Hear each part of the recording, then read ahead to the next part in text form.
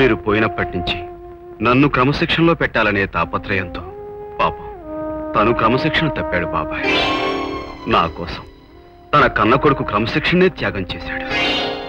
అసలు ఈ ఇంట్లో క్రమశిక్షణ అనేదే లేకుండా చేశాడు. ఈ రోజు నుంచి వీళ్ళందరినీ క్రమశిక్షణలో పెట్టే బాధ్యత నేను స్వీకరిస్తున్నాను. ఇది నాకు ఒక పెద్ద పరీక్షలా ఉంది. ఒక పక్క పెద్ద వయసు గల బాబాయ్ మొహం చూస్తుంటే భక్తి గౌరవం పొంగుకొస్తున్నాయి. మరో పక్క నా ధర్మం గుర్తుకొస్తుంది. ఈ సంఘర్షంలో ఈ కర్రకు పని కల్పించక తప్పటం లేదు నాన్నగారు. నన్ను ఆశీర్వదించండి.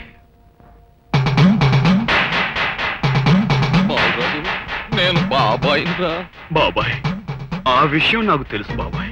దాంతో కొడితే తోలు ఊడిపోతుందిరా. దీంతో మీరు నా తోలు ఎన్నిసార్లు ఊడగొట్టారు. మరి ఆ రుణం నేను తీర్చుకోవాలిగా. బాలు బాబాయ్, ఇదొక్కసారి పట్టుకో. ఎందుకు? నేను చెప్తాగా.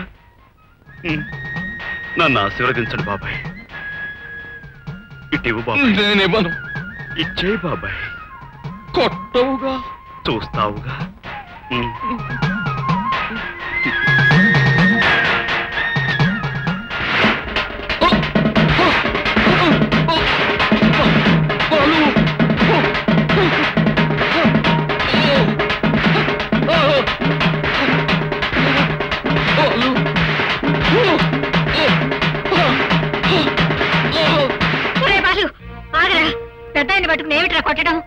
పెద్ద ఆయన కాబట్టే పెద్ద పెద్ద దెబ్బలు కొడుతున్నానమ్మా. నీకేం తెలియదు.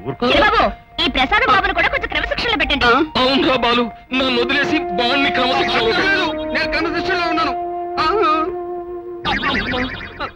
నేను క్రమశిక్షణలో ఉన్నాను.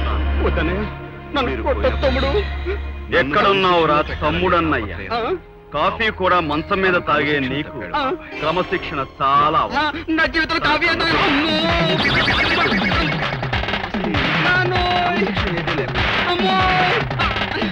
నా క్రమశిక్షణ మా అమ్మని క్రమశిక్షణలో పెట్టు.